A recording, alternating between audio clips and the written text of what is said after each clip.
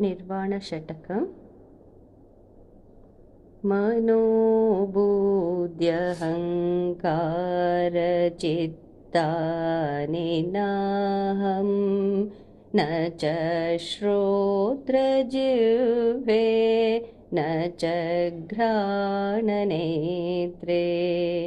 न च व्योमभूमिर्न तेजो न वायुः चिदानन्दरूपः शिवोऽहं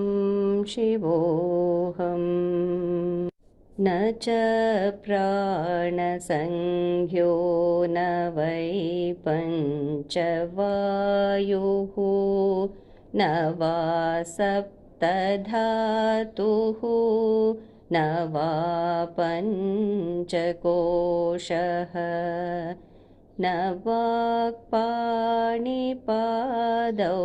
न चोपस्थपायु चिदानन्दरूपः शिवोऽहं शिवोऽहम्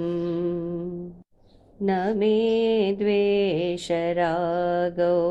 न मे लोभमोहौ मदो नैव मे नैव मात्सर्यभावः न धर्मो न चार्तो न कामो न मोक्षः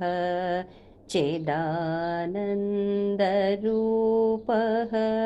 शिवोऽहं शिवोऽहम् न पुण्यं न पापं न सौख्यं न दुःखं न मन्त्रो न तीर्थो न वेदा न यज्ञ अहं भोजनं नैव भोज्यं न भोक्ता चिदानन्दरूपः शिवोऽहं शिवोऽहम् न मे मृत्युशङ्का न मे जातिभेदः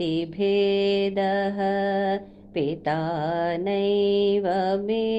नैव माता न जन्मः न बन्धुर्न मित्रं गुरुर्नैव शिष्यः चिदानन्दरूपः